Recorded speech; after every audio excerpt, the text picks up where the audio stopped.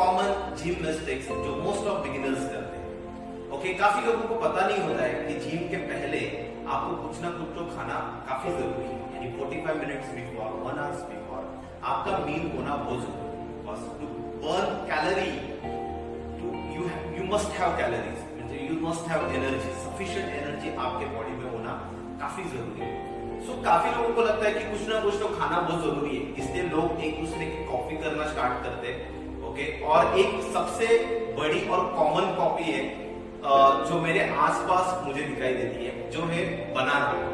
यानी जिम के नीचे एक बनाना वाला रहता है या ठेला रहता है, वहां से लोग बनाना खाते खाते जिम में आते हैं और वैसे ही अपना वर्कआउट स्टार्ट करते हैं। सो गाइस, मैं बताना चाहता हूँ कि बनाना डाइजेस्ट होने के लिए आपको 1 घंटा लगेगा। अगर आप ऊपर आते आते बनाना खा रहे हो और बनाना खा के तुरंत अगर आपने एक्सरसाइज अपना स्टार्ट कर लिया, सो जब आपका एक्सरसाइज खत्म होगा तब आपको बनाना डाइजेस्ट होगा।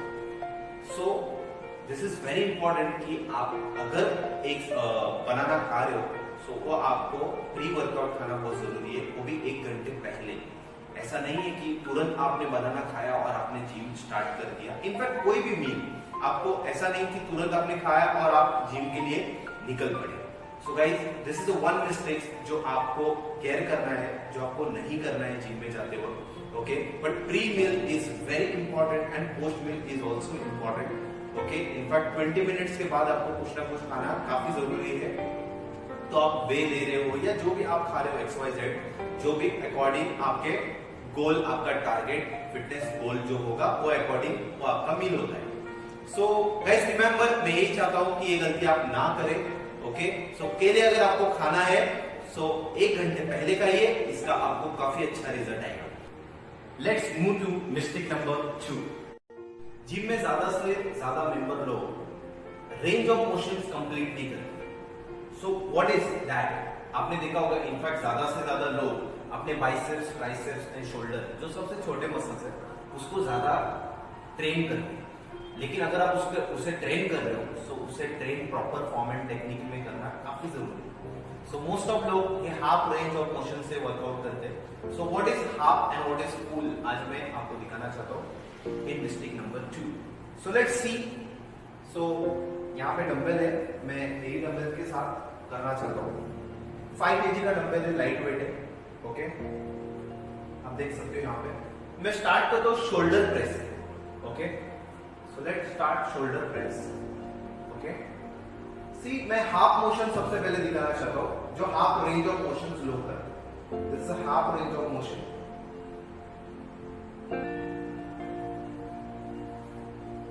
I am showing you half range of motion जो मोस्ट ऑफ जिम में लोग करते हैं। Now see what is full range of motion. मैं आज आपको full range of motions भी दिखाऊंगा।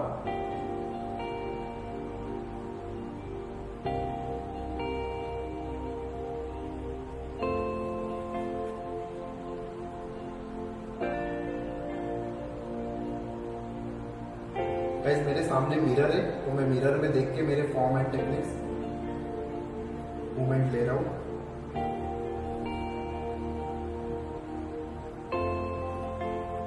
ये होता है प्रॉपर फुल रेंज मोशंस। और एक मैं आपको मूवमेंट दिखाऊंगा यही डंबल से, जिसको हम लोग बोलते हैं biceps curl. Now biceps curl कैसे करते हैं मैं आपको वो भी दिखाऊंगा। मोस्ट ऑफ जिम में जो वर्कआउट करते हैं, इस तरीके से बाइसेप्स को अपने ट्रेन करते हैं, बाइसेप्स कर्ल करके। ओके, अगर आप ऐसे वर्कआउट करोगे तो आपके मसल्स कॉन्ट्रैक्ट नहीं हो पाते। सो बाइसेप्स कर्ल में आपको करना कैसे मैं आपको दिखाता हूँ। सबसे पहले अगर आप मोस्ट ऑफ द टाइम आप देखोगे कि बाइसेप्स छोटे छोटे मसल्स के लिए भी काफी ओवरवेट आप जब लोगे, तब वहां पे क्या होगा, आप proper range of motions complete नहीं कर सकते। अभी ये डंबल से मैं आपको बाइसेप्स कर्ल करके दिखाता हूँ, तो आपको पता चले। नाउ प्रॉपर बाइसेप्स कर्ल कैसे, मैंने हाफ रेंज ऑफ मोशंस आपको दिखाया। नाउ प्रॉपर बाइसेप्स कर्ल के लिए आपको पूरा यहाँ पे डंबल पूरी तरह से लेके जाना है। आप देख सकते हो इसकी वजह से क्या हो रहा है, मेरा बाइसेप्स कॉन्ट्रैक्ट हो रहा है, और जब मैं नीचे आ रहा हूं तो मेरा बाइसेप्स प्रॉपर स्ट्रेच हो रहा है। बाइसेप्स कॉन्ट्रैक्ट हो रहा है, स्ट्रेच हो रहा है, कॉन्ट्रैक्ट, इसकी वजह से क्या हो रहा है, मसल्स मेरे प्रॉपर कॉन्ट्रैक्ट हो रहे, मेरा बॉडी पोस्चर प्रॉपर है। ओके, मैं ऐसे ऐसे कुछ नहीं कर रहा हूं क्योंकि ये लाइट वेट है, मसल्स भी काफी छोटा है। सो अकॉर्डिंग में मेरे बाइसेप्स को ट्रेन कर रहा हूं। सो ये हमारी सेकेंड मिस्टेक जो मोस्ट ऑफ जिम में लोग करते हैं, आप रेंज ऑफ मोशन से वेट उठाते हैं। गाइस, अगर आप रेंज ऑफ मोशंस अच्छी तरह से कंप्लीट करोगे तो आपके मसल्स में अच्छा कॉन्ट्रैक्ट होगा, स्ट्रेच मसल अच्छी तरह से होगा। किसी को देख के ज्यादा वेट उठाना ये गलत है, क्योंकि सबके मील अलग अलग होते हैं, सबके टारगेट अलग अलग होते हैं, सबकी स्ट्रेंथ अलग अलग होती है। अगर आप बिगिनर्स हो तो आप लाइट वेट से स्टार्ट कीजिए। आपके बाइसेप, ट्राइसेप, शोल्डर जो भी आप मसल्स को ट्रेन कर रहे हो, आपको काफी अच्छा वहां पे रिजल्ट मिलेगा। That's it. So let's start. Light weight से हम लोग स्टार्ट करेंगे वेट को उठाना और प्रॉपर फॉर्म एंड टेक्निक के साथ। Okay guys, now we come to mistake number 3। Mistake number 3 में मैं ये बताना चाहता हूँ, most of the gym members big lift को हमेशा अवॉइड करते हैं। Now what is big lift? जैसे हमारे डेडलिफ्ट होते हैं, हमारे स्क्वाट होते हैं, चेस्ट प्रेस होता है। सो ये सारे हो गए आपके बिग लिफ्ट्स। बेंड ओवर रो के जो आप हैवी वेट लेके अगर बेंड ओवर रो भी कर रहे हैं, यानी जितने भी कंपाउंड मूवमेंट, स्ट्रक्चरल मूवमेंट्स होते हैं, हम लोग ज्यादा से ज्यादा उसे अवॉइड करते हैं। अगर लेग्स में अगर करने भी जाओ तो ज्यादा से ज्यादा लोग अगर लेग्स करना भी है उसे तो वो लेग एक्सटेंशन करके छोड़ देंगे। सो गाइस, ये मूवमेंट काफी जरूरी होती है।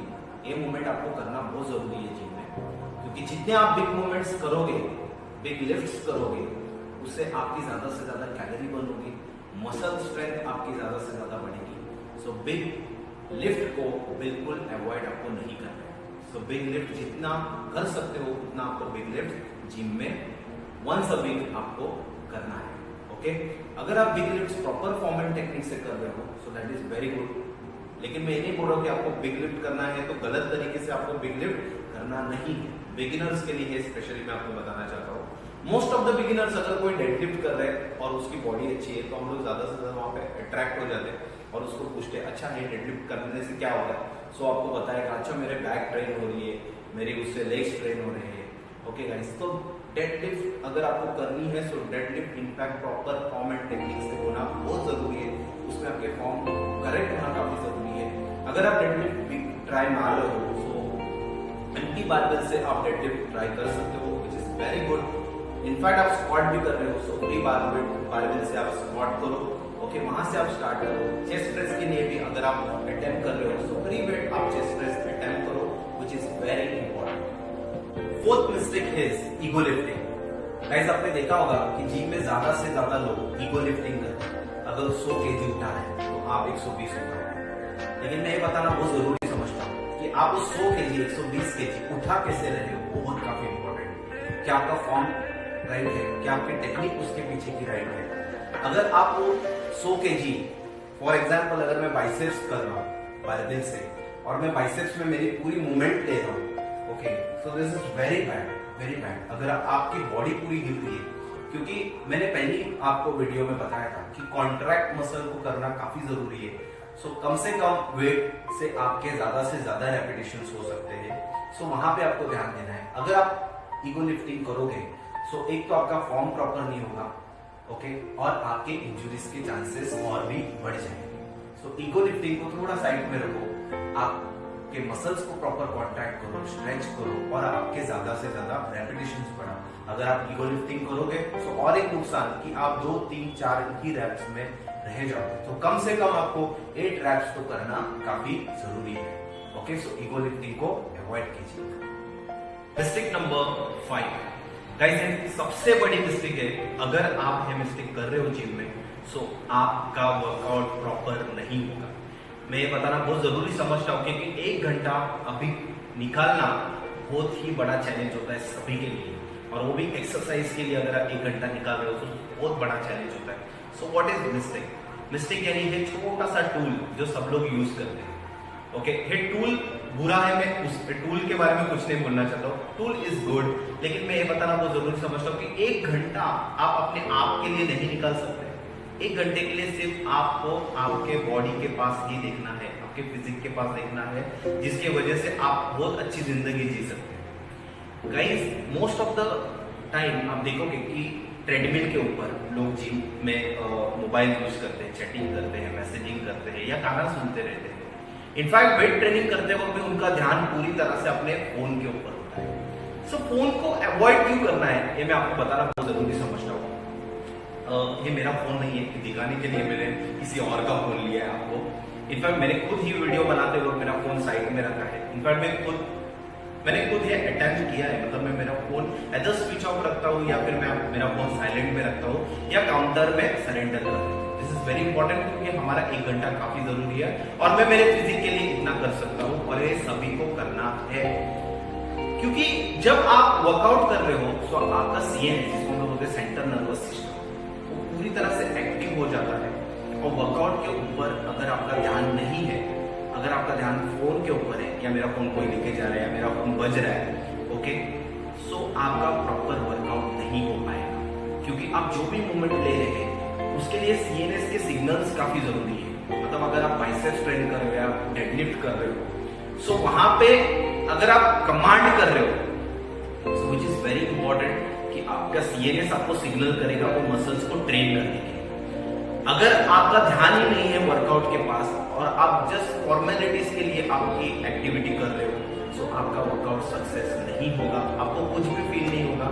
1 घंटा आपने क्या किया आपको समझ में भी नहीं आएगा। सो अगर आप चाहते हो कि आपका वर्कआउट 1 घंटे में बेस्ट हो, ऑसम हो, सो उसके लिए आपको आपका मोबाइल स्विच ऑफ या साइलेंट पे रखना काफी जरूरी है। सिर्फ डॉक्टर्स जो होते हैं वो रख सकते हैं अपने मोबाइल लाउड स्पीकर के ऊपर, ताकि उनको इमरजेंसी कॉल्स होते हैं। ओके, सो गाइस, अगर आप वर्कआउट अच्छा चाहते हो सो प्लीज हेडफोन्स को अपने से थोड़ा दूर रखो। मिस्टेक नंबर 6 जो सबसे कॉमन है, आपने ज्यादा से ज्यादा जिम में देखा होगा कि जितने भी यंगस्टर होते हैं, ओके, उनको अर्जेंट बॉडी की जरूरत होती है। I can understand their feelings, लेकिन ऐसा कुछ नहीं होता है कि आप रोज वेट ट्रेनिंग करने से आपके बाइसेप्स, आपके ट्राइसेप्स, ओके, आपकी बॉडी बन जाएगी। ऐसा कुछ नहीं है। इनफैक्ट अगर आप रोज वेट ट्रेनिंग कर रहे हो तो आपके मसल्स कभी भी डेवलप नहीं होने वाले। क्योंकि गाइस, मैं बताना बहुत जरूरी समझता हूँ कि एक मसल्स को रिकवर होने के लिए 48 आवर्स लगते हैं, वो भी तब जब आपका प्रॉपर मील है, जब आपका प्रॉपर डाइट प्लान है, तभी आप वो मसल्स को 48 आवर्स में इनफैक्ट रिकवर कर सकते हैं। अगर वो मसल ही रिकवर नहीं हो रहा है, यानी आज अपने बाइसेप ट्राइसेप्स को किया, अगेन कल आप बाइसेप ट्राइसेप को ट्रेन कर रहे हो, सो गाइस इसका मतलब ऐसा हो गया कि आज मुझे यहाँ पे खरोच चाहिए और कल अगेन वहां पे खरोच आ गई। सो सबसे पहले मुझे आज उसके ऊपर मलहम पट्टी करनी है, उसको टाइम देना है रिकवरी के लिए, तब वो रिकवर होगा। सो उसके बाद जब आप उसको ट्रेन करोगे, इनफैक्ट वो और भी अच्छा वो मसल्स आपको स्ट्रेंथ देगा और भी अच्छा वो ट्रेन होगा। सो गाइस, ध्यान में रखो, जो भी आप वेट ट्रेनिंग रोज कर रहे हो, जितने भी लोग वेट ट्रेनिंग रोज कर रहे हैं, so please stop. Weight training के बाद आप कार्डियो करो। इनफैक्ट आपने देखा होगा कि जो भी वेट ट्रेनिंग रोज करते हैं, सबसे पहली बात कि उनकी वेट ट्रेनिंग प्रॉपर नहीं हो पाती है, क्योंकि वेट ट्रेनिंग में सबसे इंपॉर्टेंट आपका कार्डियोवैस्कुलर अच्छा होना बहुत जरूरी है। आप कितना भी वेट उठाओ, अगर आपका कार्डियो वीक है तो आपको वेट लिफ्ट नहीं हो पाएगा, आप रेपिटेशंस नहीं कर सकते। सो कार्डियो इज मोस्ट इंपॉर्टेंट, जो मोस्ट ऑफ द लोग अवॉइड करते हैं। सो वेट ट्रेनिंग करनी है, सो कार्डियो भी आपके लिए जरूरी है। सो ऑल्टरनेट आपको कार्डियो रखना है। एक दिन आपने वेट ट्रेनिंग की, दूसरे दिन आपको कार्डियो करना है, again weight training, again cardio. This is, अगर ये प्रोग्रामिंग से आप चलोगे सो आपको जरूर अच्छा रिजल्ट मिलेगा। जो भी आपका फिटनेस गोल है वो आप जरूर अचीव करोगे। Thank you so much for watching me guys.